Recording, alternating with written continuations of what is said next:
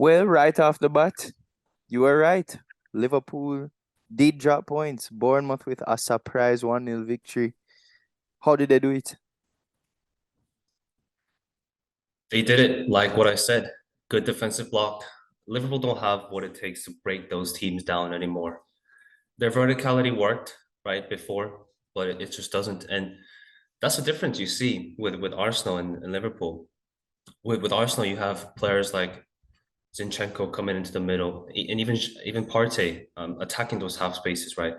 All Liverpool have got is switching and that verticality, and that wasn't enough to break down Bournemouth. And I have to say the penalty, and I'm gonna touch on the refereeing decisions this weekend, but that penalty should never have been a penalty.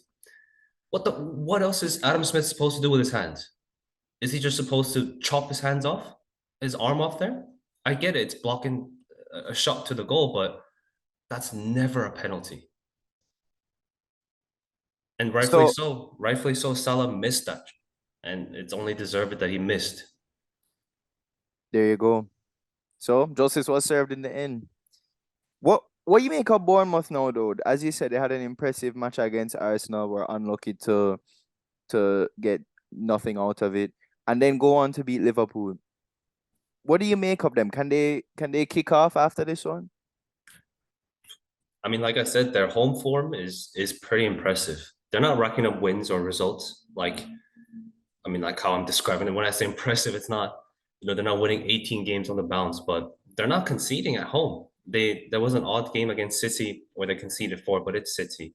It's understandable, and they were very good that day. And even then, Bournemouth managed to score a consolation late on in the game. And I think Bournemouth are a side where, I mean, you've had a manager sacked in the beginning, right? And Gary O'Neill as an interim takeover, he gets the full-time gig, and it seems as though his ideas are finally now being put into place. And I would not have said this about Bournemouth, right? I mean, they conceded 9 to Liverpool, but then defensively they look very solid.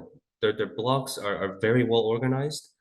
And like I said, against Arsenal, they're very unlucky. A freakish result. Not a freakish result, but just very unlucky, I guess. But yeah, they're very impressive. And I have to give Gary O'Neill some credit because he is the one responsible for this turnaround. Now,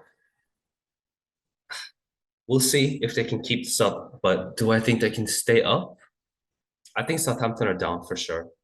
I think that's a given.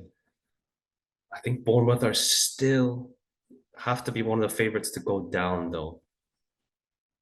Talking about Gary O'Neill, do you think that this is going to be one of those things where he has a good interim run and then that's about it, or do you think that he could actually take over as permanent? No, I mean, he's been full time since pre-World Cup. It's just we didn't see much from Bournemouth beginning of the season, but now it seems as though their away form. I mean, we can still question it, but at least in their home, that massive 12,000 seater Vitality Stadium, they're performing. They're performing, and with the massive support of 12,000 people behind them, it's I mean, that's a unique experience for a lot of Premier League players, right? I mean, 12,000. I think the Bobby Charlton stand at Old Trafford holds more people than that. One stand alone holds more people than a whole stadium. So, wow, very impressive turnout for them at that Vitality Stadium against Liverpool, coming out with the 3 points. Another side that was able to collect the 3 points, Chelsea did so against Leicester in a 3-1 victory. Chelsea scored 4 or 5 times, I think. Two of them were chalked off due to offside. Like I said, Chelsea looked to be on the ups. We mentioned them being unlucky, and they were still unlucky this game. João Felix, apparently that's how you pronounce his name now. I mean, everybody pronounces it Felix, right? But I mean, not now. It's always been Felix, but we should, try to honor his family name. He hit the post, very unlucky. Um, Leicester should have been down to 10 or even 9 men. I mean, there's a dangerous tackle from I think it was Pereira going into the ankle. I forget who, but it didn't even result in a yellow card. wasn't even reviewed by the VAR. And I'm gonna keep on bringing this up because I think this weekend was the worst in a while, ever since that Brentford game. But we'll touch on more later. But yeah, Chelsea. I wanna touch on Enzo Fernandez. I've I have to say I haven't really watched the guy. I mean, he's only been in Europe for this is his first season in Europe, but this is his second time now that he's assisted a goal. I mean, he can pick out a pass, right? I mean, who's seen that pass from Chelsea's midfield? Not Kovacic, not Kante. Enzo can do that. He did that for I think it was Joao Felix against West Ham, was it? I think it was. And now again, the same thing for Kai Havertz. The guy is isn't just energy or isn't just box to box. The guy can pick out a pass as well, and he's impressing me so far. 120 mil, I don't know about that, but he's decent. He's looking decent. Well, he's still young and he's already a world champion. I mean, given the fact, of course, it was in the team with Messi, but I mean, it's just quality, proven quality at the moment. World Cup, big time to say it.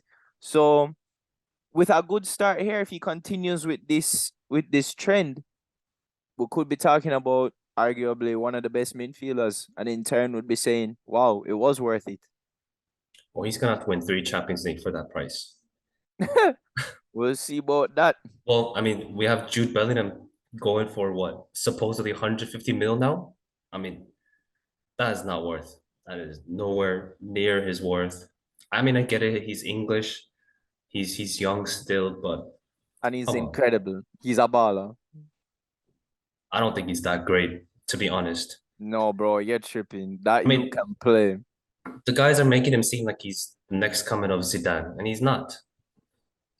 I mean, he's different to Zidane, but I get your point. You're talking on eliteness. Like greatness, yes. I'm not saying he's a Zidane type player, but I mean they're acting like he's the next greatest thing in England since Wayne Rooney, and I don't think he's anywhere near Rooney's level either at that age.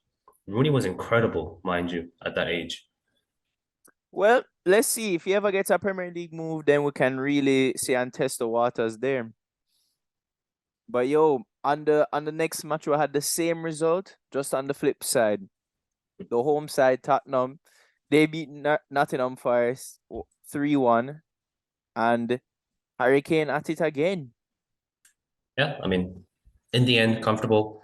That offside, again, we're talking about the refereeing decision. We need to have the semi-automated offside decision. So much quicker. I mean, we see it in the Champions Leagues and the Europa Leagues, right? So much quicker. There's no fuss about over who drew the line where or where should the line be drawn. And it's just why can't we have that in the Premier League? Why not? You know how they are with that already. The implementation is very slow. I, and I get it. It's just I get it. They want they don't want to change. They're very traditional, right? I mean they have tremendous job security. It looks like, except for was Lee Mason who got actually sacked after failing to draw a line. But come on, you're making what billions of pounds a season, and you're resorting to manually drawing the lines for offside still when the semi-automated offside decision worked so well and it's been proven not only in the World Cup but it's being proven in the Serie A as well as the European competitions. That just baffles me. I just can't understand why we're not doing that. Not why the Premier League is not doing that. But that's besides the point. It's a comfortable win for Spurs, right? For Spurs, I said Spurs. Um, Richarlison scores early, gets I don't even know if that was offside, but I guess it was, and Harry Kane scores a brace to restore a 2-goal comfortable lead. Again, they can't keep a clean sheet though. They could have conceded two, except for that missed penalty by Forest. But overall, I mean, a good win. They're gonna be able to get back on track because they have quite a favorable run coming up in the Premier League. So, What does that result know as far as a statement for the top four say? I mean, I expected them to win, right? It's just Yeah, it makes it. I mean, we'll touch on this later too, but with the result for the Southampton game, it makes it a bit muddier. I mean, Newcastle are looking like they're gonna grab an undeserved win. I'll touch on that again. Well, actually, never mind. Wolves just equalized. Yes, my countryman Huang Hee Chan scoring. Classic, doing you a favor. But yeah, I mean, I think Newcastle are out for sure. They've lost all their steam. It's gonna be down to Tottenham and Liverpool. I mean, maybe not Liverpool. They Everybody was duped into thinking Liverpool were back, and I try to tell everybody it's not real, and we'll see. We'll see how Liverpool bounce back because they have a very tough schedule coming up. I think they have City, Chelsea, and Arsenal after the international break. Yep, interesting for the Liverpool fans for sure. Speaking of that first one, City, they were able to maintain the pressure on Arsenal with a very nervy 1-0 victory over Crystal Palace. Let's hear your frustrations. I know you were watching that game. I It, know it you. I can see your reaction when Oli said, "This is why we can't trust the guy. The guy just has mental mistakes at least once a game." But I know what your reactions were when he gave away the penalty. I mean, Crystal Palace to me just they did so well to keep in the game for so long, keep the pressure up. I felt like they were getting some good picks in midfield to be able to start the counter attack. Of course, in the first half, I mean, they nearly allowed some pressure on them as well, leading to some goals. But I was really happy with how they were going, how things were going. Lakanga especially. I mean, of course, I kept a keen eye on him because I want to see how he's doing. But I thought he played really well. It looked like he almost had an extra fight just to say, yo, I can't let them get away with this one. And I really thought he had a good game. And Crystal Palace in general, just really unlucky. Yeah, I think one thing about City and their players, you compare them to Arsenal. I think one thing is, I mean, that penalty. Okay, I guess it's a penalty, but I mean, it's a shaky one. I think the fact that the City players let the referees know that that's a foul, I think I guess you could call it smart, but I think, they've gotten a few of those, right? I remember one against Fulham. De Bruyne made sure to make the most out of that tackle, even though there was very, very little in it, and the referee was fooled by it. So I think that's one of the things that I don't want to encourage it, but that's just how it is. And sometimes you can see Arsenal maybe suffering from that you don't have the knack for that. Maybe your players don't. Right. So, I mean, look, at the end of the day, it's the inconsistency continues and it needs to change. It needs to change.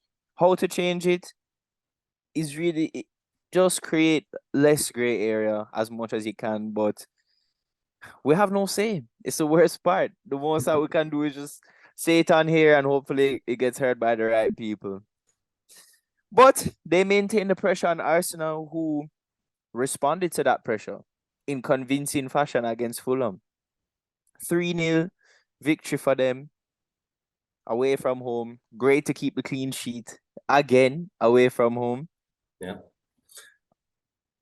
I was gonna call 3-0 before as well. I just didn't want to jinx it. For real this time. No, you need to stop that. I mean, there's no such thing as a jinx. I mean, I thought of 100 different things before today's game. It did not work. There's no such thing as a jinx. It's just, I know it's just mentally, psychologically. I know I love doing that too, but it's just, but yeah, we know. I mean, yeah, I mean, impressive performance, I guess. I didn't watch it. I watched our game. Would you say João Palhinha was a big miss for Fulham? I mean, it seemed like Fulham could not provide any sort of response or fight back to the firepower of Arsenal. Yeah, definitely. I think, especially as you say, in that hole right in front of the back line, Trossard was able to come in there and really create some problems. The man had a hat trick of assists in the first half. It was just crazy, and he should have had a fourth, to be honest, if Xhaka had just finished that chance. So what I liked about that was there's just a lot of fluidity in that attacking front line. Every time Trossard would come into the space, or anytime really we progress into the final third, Martinelli and Trossard would just swap, and then Martinelli goes into strike, and it worked. He scored from it. Martinelli scored. So not just the transitions, not just all that. We just had a really fully dominant, controlled performance. The shots that or and the chances that we allowed Fulham to get were just so minimal. The most that they were doing was getting some dangerous crosses into the box, and Ramsdale was punching everything away. Quite, I don't know if I'd say comfortably, but quite convincingly. And I was happy to see that. Yeah, and I'll give him props. I did not think. I mean, Trossard was a second option, right, behind Mudryk, and I don't know if Mudryk would have had the same impact as Trossard is having now. I mean, Trossard is proven, I guess. I don't know. I mean, he has Premier League experience, whereas Mudryk would not have, and he's chipping in with crucial goals and assists. I mean, this game maybe didn't mean as much, but I mean, hat trick of assists is very impressive. So I'll hold my hands up Especially and in say, a 3-0 win. well, I was more saying so in a way where he's contributing to that assist to the assist of that goal for Nketiah against us, or yeah, I forget which game. I think it was Leicester, right? That pass to Martinelli and all that stuff. I think that's kind of what I'm focusing on. But when it's a 3-0 win, it's a convincing win. But like I No, but my said, point to say that though is the fact that out of 3 goals, he was directly involved in all of the three.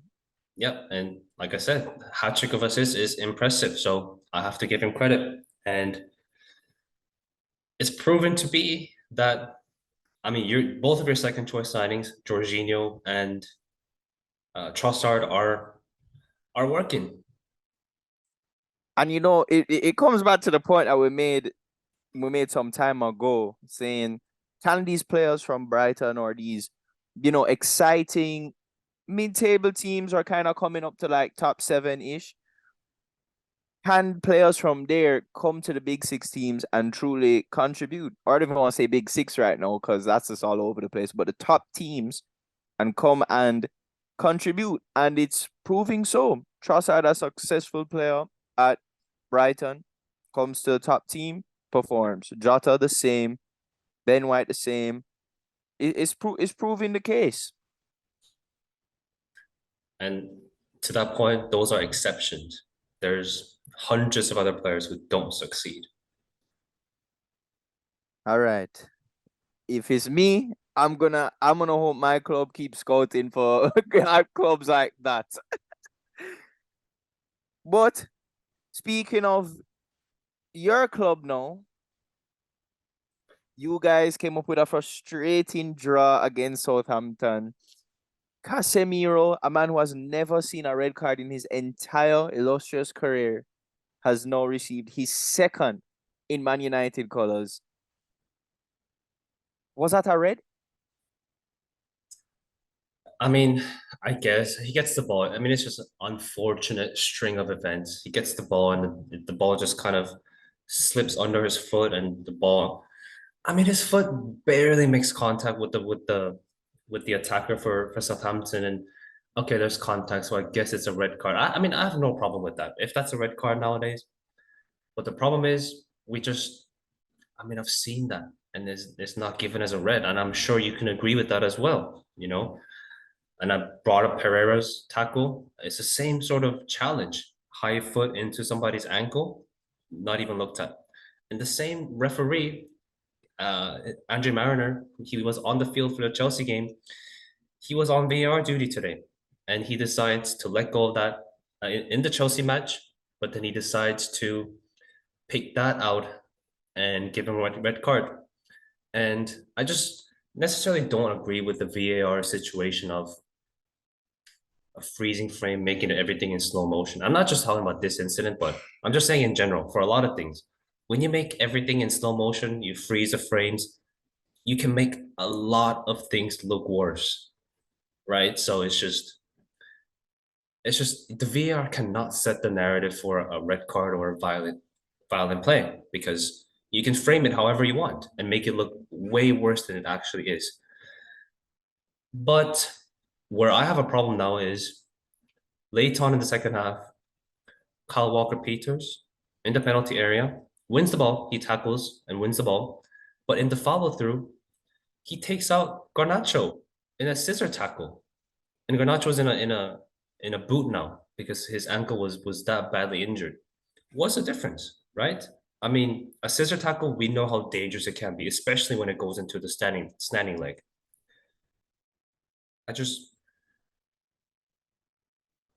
I'm not gonna complain. I'm not gonna say I hate when you do this, so I'm not gonna complain, but Man just went on a rant and says, I'm not gonna complain. it's not it's facts though. It's just what's the difference? But I'm not saying we drop points because of them. As simple as. But and another thing, I don't know if you got to see this, but there's a cross being put into the box, and Bella Kotchap, as he's falling to the ground, controls it with his hand, with his arm. Very similar situation to Souček's one, which occurred on the same weekend as the one where the Brentford goal didn't get chalked off because they forgot to draw a line.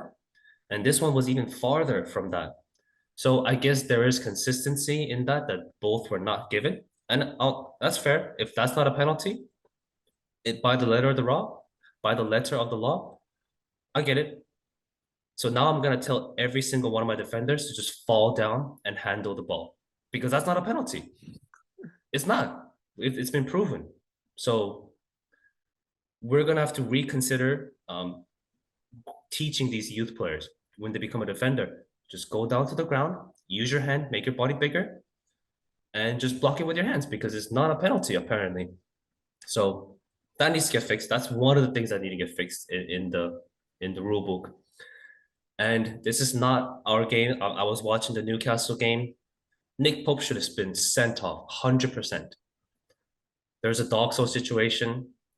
I mean, I don't get what they're not looking at. They didn't even go to the VAR. And now Newcastle have just scored and it's looking like they're going to squeeze out a win, which they should not have because it's 100% red, a penalty in the foul in the box penalty for Pope, a red card for Pope as well. So back to the Man U match. Where does this red card and this result leave you guys for the near future? It definitely makes me bite my nails a bit more now. I thought coming in today, we were solid, but now Tottenham are only 2 points behind. I know we still have a game in hand, but they could leapfrog us because we don't play in the Premier League before the international break. Newcastle are going to win, so that stings a little bit, but they're still 6 points behind. They have a game in hand, but now that game's a huge one. We go to St. James's Park right after the international break. That's going to be a huge one. But now, I mean, Casemiro is going to miss 4 games. Thankfully, one of them is the FA Cup, so he only misses the 3 league games. But now, I mean, it's looking like we might have to just focus on the Europa League because Europa League will not only guarantee us a spot in the Champions League, but it'll give us the top seed, which we will not be getting just by coming in third or fourth in the league. So I mean, a bad day at the office when you have a red card early on in the first half, when you have a sub Don player go off again, having to go off again because of a bad tackle. It's just a bad day, right? And it's just unfortunate. One player I want to mention for Southampton. I think Southampton, I mean, I don't get how this game was 0-0. Both teams hit the post. I think Southampton hit the post twice, actually. No, they hit the post and they hit the bar. So, but if they had at least one competent finisher or an attacker, they win this game. Because Theo Walcott, there's a chance, I remember vividly, he's through on goal with about 70 yards to sprint, right? 5 years ago, you're probably thinking, yeah, Walcott's got that in the bag, right? He just makes all the wrong decisions and he ends up producing a tame effort with his left foot. But among those state of players, I think his name is Alcaraz. And he scored against Leicester to win them the game last weekend, and he looks very good. He looks tidy on the ball. He can actually attack, unlike any other Southampton players. I think him and James Ward-Prowse are probably the only Premier League level players in terms of the midfield and the attackers for Southampton right now. And that's why I think they're gonna go down. They just don't have anything in the attacking options or even in defense. I mean, their defense is very young, right? They can be very good on their day, but as it comes with every young player, they can be very inconsistent.